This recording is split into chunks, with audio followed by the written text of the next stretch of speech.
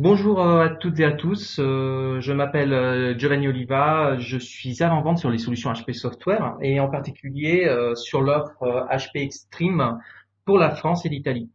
Je vais vous présenter ce matin HP Extreme Cloud Production, notre moteur de composition en mode SaaS, proposé donc sous forme de service hébergé dans le cloud. Alors juste un petit point en termes de logistique, quelques informations d'ordre pratique avant de démarrer notre présentation. Ce séminaire sera enregistré pour celles et ceux qui ne pourraient pas participer. Vous pouvez poser vos questions par écrit tout au long de la présentation en utilisant le gestionnaire de questions via l'icône réservée à cet effet que vous voyez ici ou via le chat. Nous y répondrons en séance ou par mail suite au séminaire. Nous vous invitons également à redimensionner l'écran au travers de l'icône que vous voyez ici et qui se trouve en bas à gauche de votre interface pour une meilleure visualisation de ce séminaire. Alors je vous propose l'agenda suivant pour ce séminaire. Nous allons tout d'abord analyser les dernières tendances et défis en matière de cloud.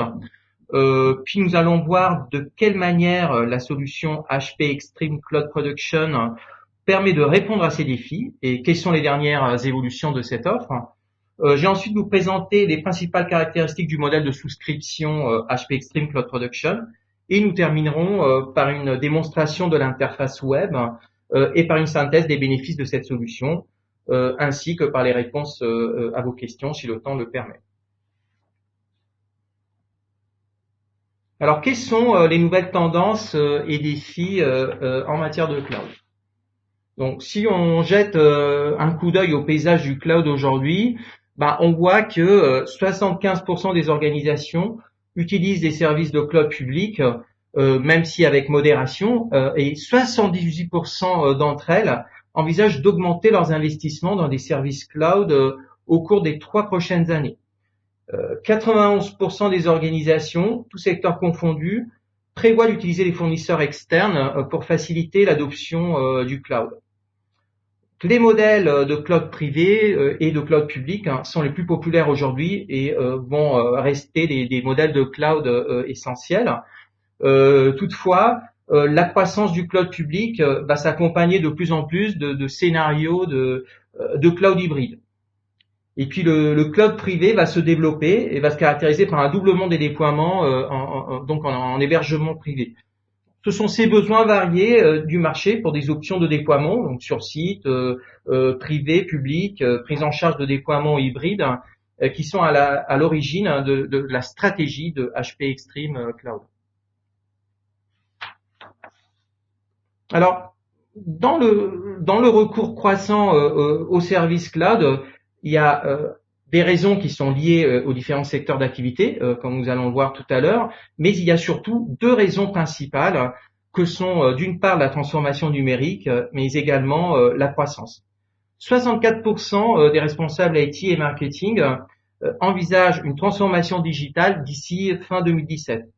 Cette évolution engendre l'adoption de services cloud. Au fur et à mesure de la maturation à la fois des processus et des technologies, le cloud a été de plus en plus utilisé quelque part comme moyen de mettre en place des solutions agiles, souples et évolutives. Donc pour peu que les perspectives économiques soient bonnes, les CEO vont se focaliser plus sur les opportunités de croissance que sur la réduction des coûts et ils considèrent les changements liés aux nouvelles technologies justement comme un moyen de réaliser cette croissance. Dans l'enquête CEO 2015 de Gartner, la croissance est la priorité numéro 1 des CEO et la deuxième catégorie la plus importante par rapport aux enjeux liés aux technologies à la fois multicanal, le e-commerce et le commerce mobile. Donc c'est dans la technologie des services à la clientèle que les investissements sont les plus importants. Donc ces priorités, ces initiatives génèrent un intérêt pour le cloud car le cloud constitue de plus en plus la technologie de choix autour de l'innovation. Alors, quels sont les principaux avantages d'une solution cloud? Tout d'abord, le self-service à la demande. Sans une véritable solution cloud, il existe toujours quelque part une forme de déploiement, donc configuration, déploiement matériel ou installation de logiciels. vous n'aurez pas la disponibilité immédiate des logiciels, alors qu'avec une solution SaaS, vous avez une mise à disposition immédiate, un time to market beaucoup plus rapide et un processus d'achat simplifié. Deuxième point, en mode cloud, le logiciel est disponible partout où quelque part vous disposez d'un accès à l'intranet. Vous n'avez pas à vous inquiéter des problèmes de pare-feu, ni des tâches fastidieuses d'installation ou de maintenance des logiciels. Et puis si vous pouvez regrouper et partager vos ressources, vous gagnez en efficacité, vous réalisez des économies. Il faut ajouter à cela également le respect de l'environnement des solutions cloud. Donc, dans la mesure où les ressources ne sont utilisées que lorsqu'elles sont nécessaires et qu'elles sont partagées entre plusieurs clients, leur utilisation est plus efficace. Avec le cloud, les taux d'utilisation des services peuvent passer de 5-10% à 60-70%. Donc, il y a de plus en plus d'entreprises qui adoptent des solutions cloud car le caractère éco-responsable est important, je dirais, pour leurs clients et donc, par conséquent, pour leur image de marque. Quatrième point, l'évolutivité rapide et à la demande. Les solutions cloud sont conçues pour être évolutives. C'est un avantage qui d'ailleurs s'imbrique étroitement avec une autre caractéristique qui est la mesure de l'utilisation des services. Lorsque vous disposez d'une solution qui évolue automatiquement, combinée à la capacité de mesurer l'usage des services, vous êtes en mesure de payer uniquement pour ce que vous consommez.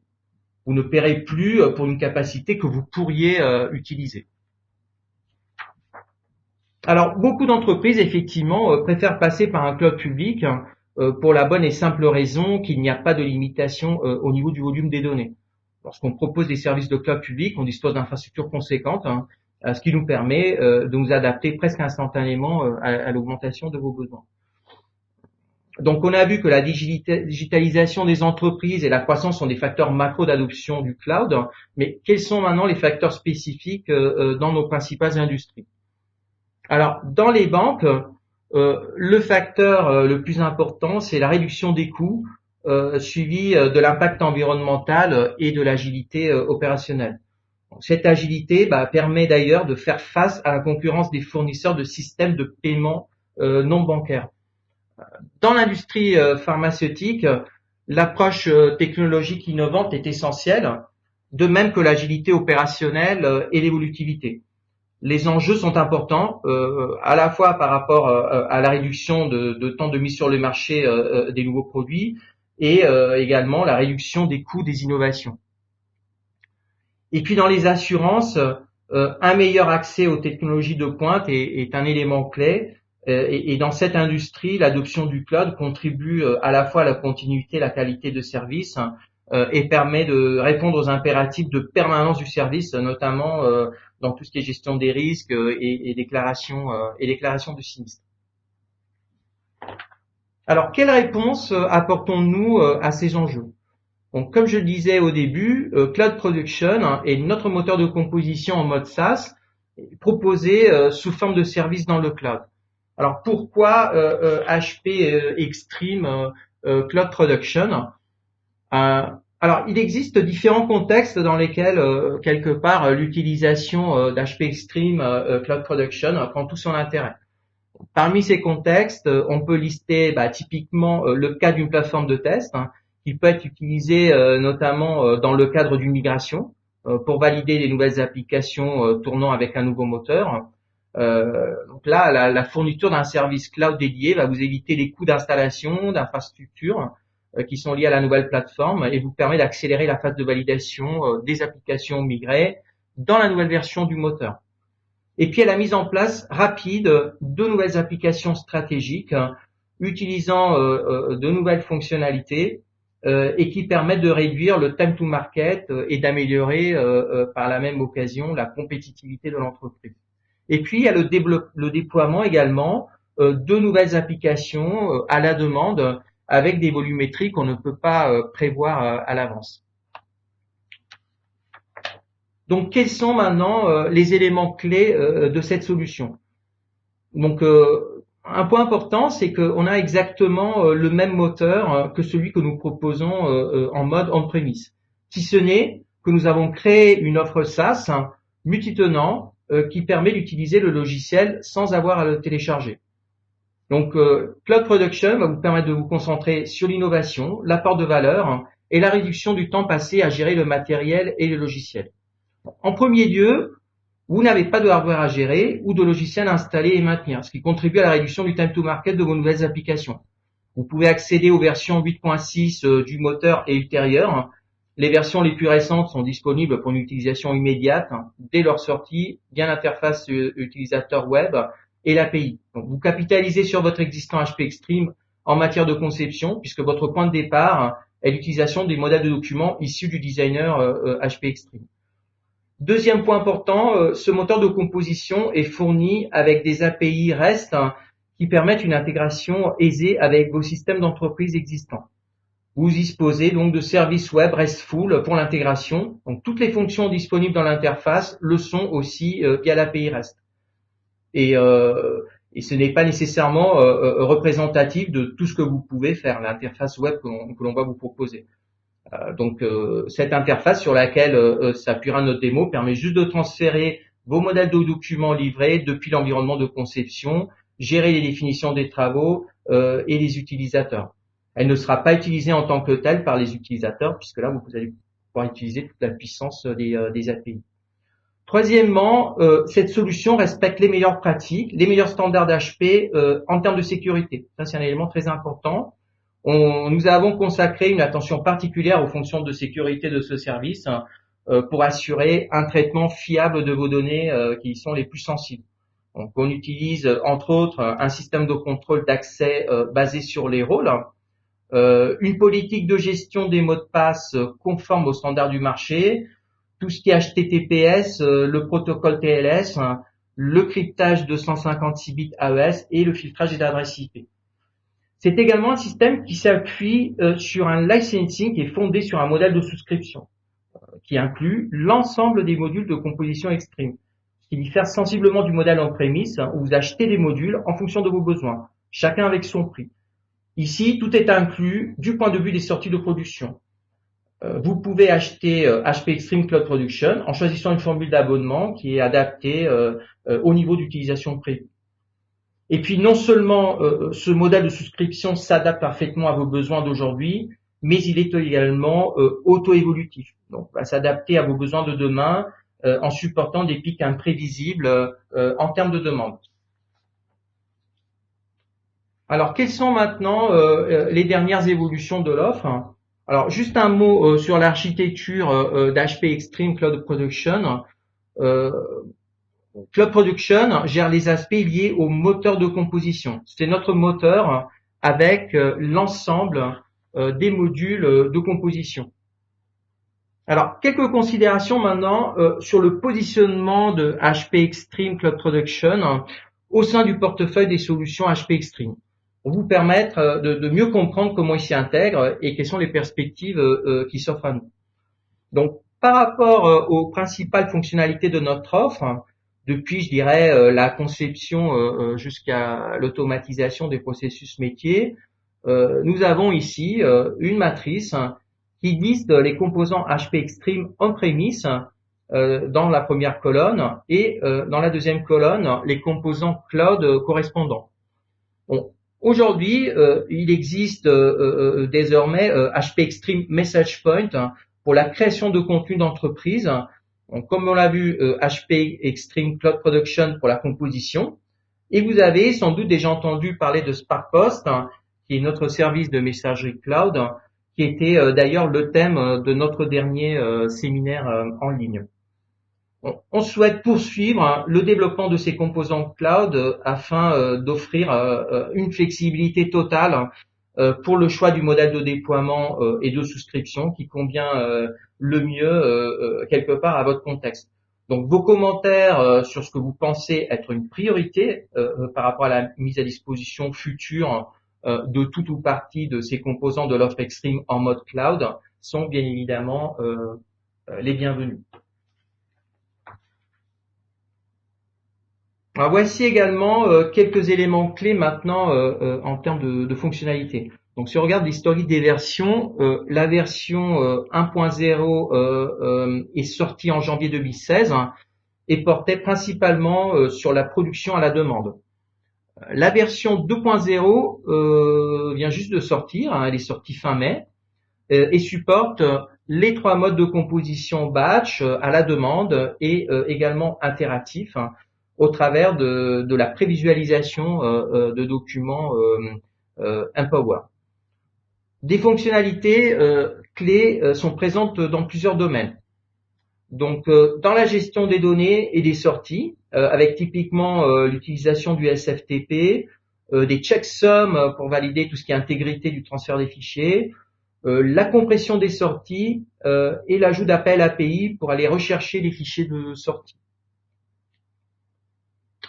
Au niveau de la sécurité, via la création de rôles personnalisés pour restreindre typiquement l'accès aux sorties et aux rapports, et également via la restriction des adresses IP autorisées par compte client. Et puis le support de fichiers de rapports d'application, de rapports de sortie, de rapports de signature, 20 formats disponibles dont Empower et Live, et également tout ce qui est support des fonctionnalités de tri et regroupement avec ce qu'on appelle des processus en 2 étapes. Alors quelques mots maintenant sur le modèle de souscription. Alors la métrique principale sur laquelle vont s'appuyer les différents plans de souscription est constituée par ce qu'on appelle le nombre de communications, qui est un concept indépendant du nombre de pages de sorties ou voire des volumes de ces sorties. Le nombre de communications générées correspond plus précisément au nombre de clients produisant des sorties lors de chaque exécution du moteur. Je prends un exemple. Supposons que pour un client donné, on génère mensuellement un email HTML l'informant que sa facture est disponible dans son espace web, un SMS qui lui notifie le montant de la facture, un relevé des opérations au format FP pour impression et un format PDF et un document format PDF pour archivage. L'ensemble de ces sorties, générées au travers d'une même exécution du moteur, va compter pour une communication. Derrière, il y a des plans de souscription distincts qui sont proposés sur la base du nombre de communications envisagées par an. On ne distingue pas les environnements, donc toute communication générée est décomptée du plan. Et concernant le module Designer, vous pouvez à présent acheter que ce soit des licences perpétuelles à terme ou voire en mode souscription par poste. Donc, la souscription là est juste un mode de licensing qui peut être workstation ou floating, le produit étant bien évidemment toujours le même. Quelques mots maintenant sur les services de conseil autour de notre solution. Donc cette solution inclut avec la souscription un accompagnement de nos services dont l'objectif est d'accélérer la prise en main de la solution au travers de différentes prestations que j'ai détaillées ici, donc tout ce qui est prise en main, configuration initiale, automatisation de votre production au travers de la personnalisation des appels des API, la réalisation de tests, la mise en œuvre de bonnes pratiques et la réponse à vos questions dans notre application de support et de suivi. On va maintenant passer à une petite démonstration.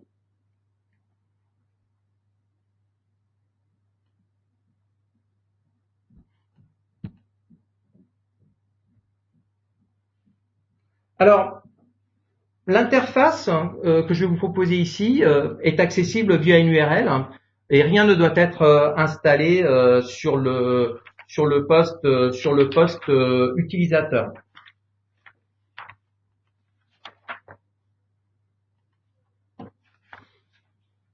Alors au quotidien, ce que je disais tout à l'heure, c'est que les utilisateurs ne vont pas utiliser cette interface qui présente un nombre de fonctionnalités limitées, mais plutôt les API qui sont fournies avec Cloud Production et qui vont vous permettre de répondre à l'ensemble de vos besoins d'intégration au système d'entreprise existant.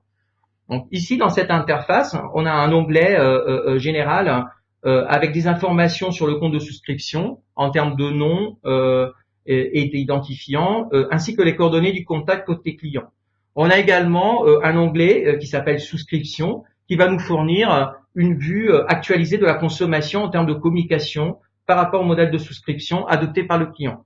Donc ici, on voit qu'il y a 3628 communications à ce stade qui ont été utilisées dans la période de souscription. Ce nombre de communications utilisées va s'incrémenter à chaque fois que l'on va solliciter le moteur Xstream pour aller produire des communications clients, comme on va le voir tout à l'heure. Et puis un dernier onglet ici qui va nous permettre de poser des restrictions, comme je disais tout à l'heure, par rapport aux adresses IP autorisées. Comme nous l'avons vu dans les slides, dans la solution, on peut définir des rôles pour poser des restrictions d'accès aux utilisateurs, ce qui peut être très utile lorsqu'on travaille avec des PSP par exemple.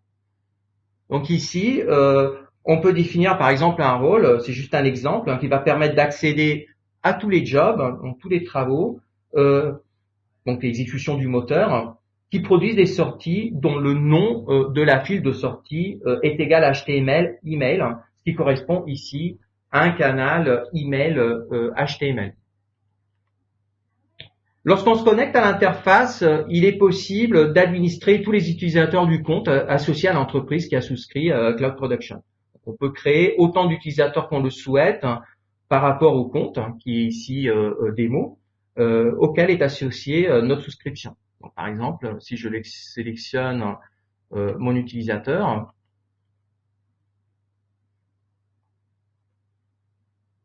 je vais avoir bien évidemment les informations liées à mon compte, donc mon rôle, et puis toutes les informations sur le username, l'email, le nom et le prénom.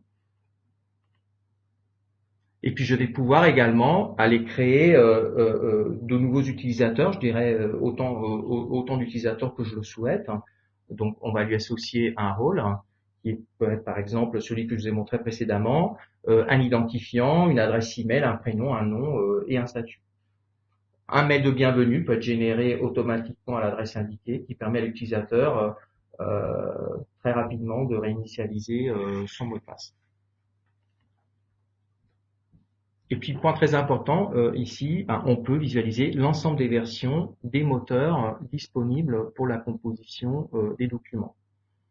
Donc, toutes les versions sont supportées à partir de la 8.6 et jusqu'à la dernière en date. Toute nouvelle version est bien évidemment mise à disposition automatiquement dès sa date de sortie. Alors, si on va ici dans l'onglet Files, on peut télécharger également des fichiers, voilà, ou remplacer des fichiers existants. Donc, typiquement, ça va être des fichiers de paramètres, par exemple, des fichiers d'initialisation ou des images. Mais bon, l'objectif le plus important de Cloud Production, l'objectif clé, c'est bien évidemment de paramétrer la définition des jobs, donc des travaux de composition des documents et d'exécuter derrière ces travaux. Donc on va aller dans la définition des jobs et créer un nouveau job. Donc, on va avoir un assistant ici qui va nous guider étape par étape. Donc, pour définir un nouveau job, il faut d'abord sélectionner le package correspondant. Alors c'est quoi le package? C'est le modèle de document quelque part qui est livré depuis l'environnement de conception. L'objectif de ce modèle de document est de générer ici en une seule exécution du moteur, dans l'exemple que je vais vous montrer, des relevés de compte mensuels qui sont individualisés au format PDF, ainsi que des emails de notification qui vont être HTML responsive. Donc le contenu va s'adapter automatiquement en fonction de l'écran du dispositif utilisé pour l'affichage. Ces emails ont été conçus spécifiquement pour s'afficher à la fois depuis un PC ou un smartphone. Donc les moteurs compatibles avec le modèle de document s'affichent automatiquement dans la liste déroulante. Donc ici, le modèle de document a été créé avec la dernière version de l'environnement de conception, à savoir la 9.5. Je continue. Cet onglet Data va lister automatiquement tous les fichiers de données inclus dans le modèle de document, donc que ce soit par exemple ce qu'on appelle des fichiers pilotes ou des fichiers de référence ou des fichiers d'initialisation par exemple.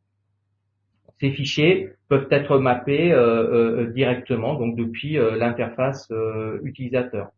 On peut utiliser soit des fichiers déjà téléchargés, soit de nouveaux fichiers que l'on peut récupérer depuis son poste.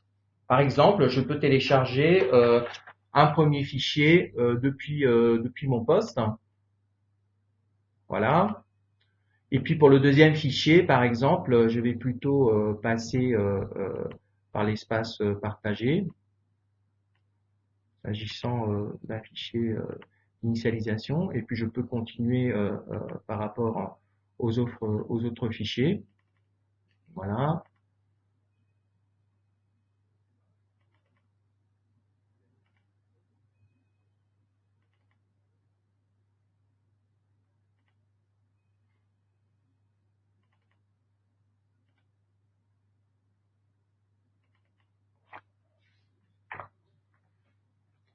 Une fois que j'ai fait ça, bah, je peux éventuellement continuer et aller récupérer, pourquoi pas, des ressources. Hein. C'est pas le cas ici, mais je pourrais récupérer par exemple des logos, des images ou des fichiers de paramètres. Hein. Et dans une dernière étape, je vais pouvoir typiquement rajouter manuellement des paramètres spécifiques au niveau du moteur, ce qu'on appelle des commutateurs.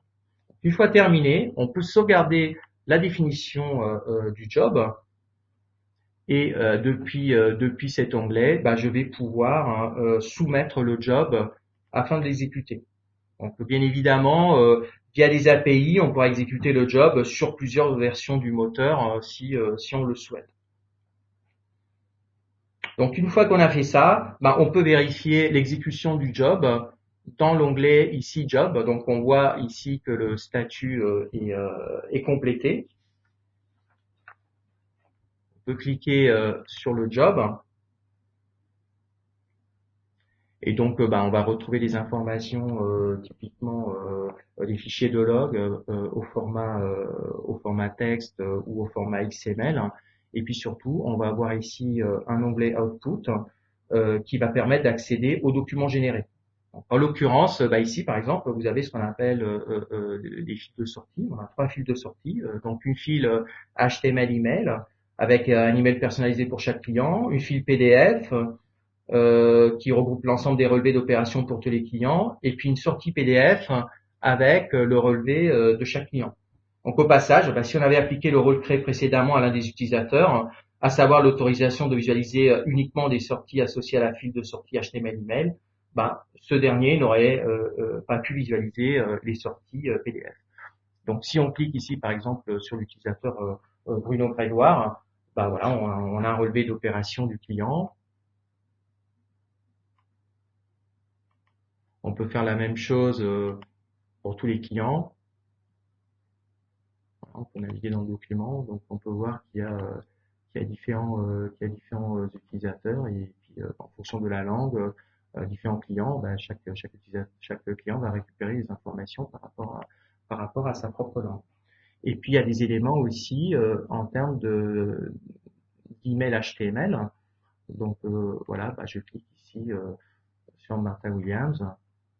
Et bien évidemment, bah, comme je disais tout à l'heure, on a un mail qui est responsive. Donc quand je vais restreindre ici mon interface, voilà, bah, je vais avoir un contenu qui va s'adapter automatiquement puisque les options responsive ont été paramétrées au niveau du designer pour que lorsque la largeur de l'écran est inférieure à un temps de pixels, bah, les deux images ne s'affichent plus et les menus présents dans le pied de l'email vont s'empiler les uns en dessous des autres.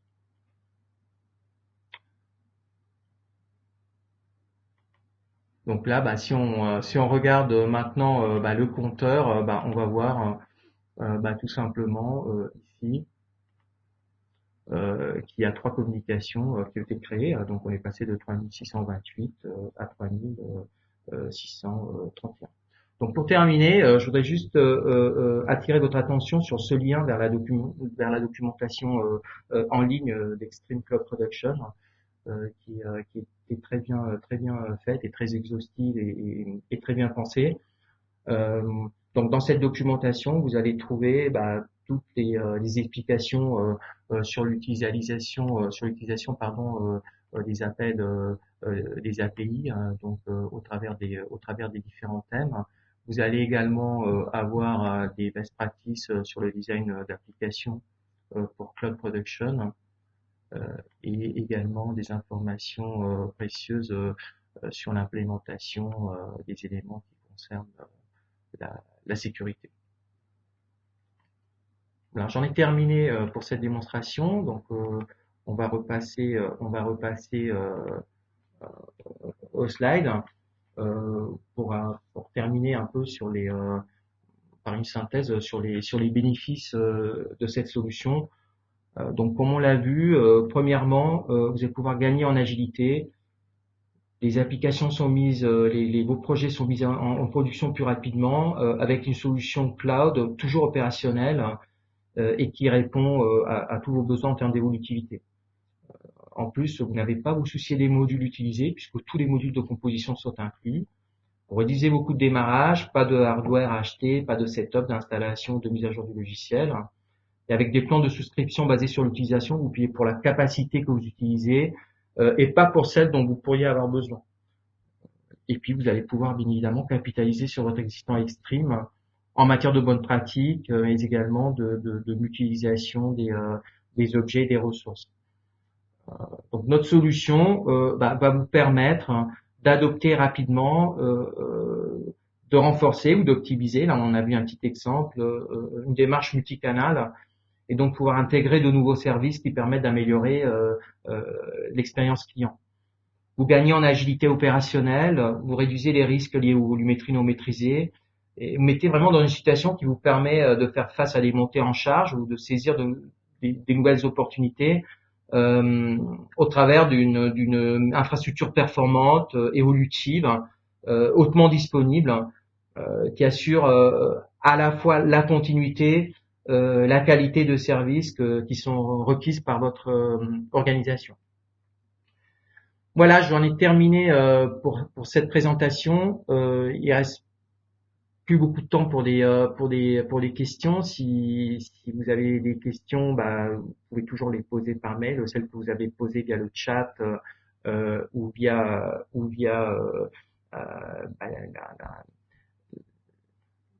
le chapitre questions. Nous y répondrons bien évidemment très rapidement. Pour tout contact, pour tout complément d'information sur HP Extreme Cloud Production, vous pouvez contacter Olivier. Vous avez ses coordonnées. Je vous remercie et je vous souhaite une très bonne journée. Au revoir.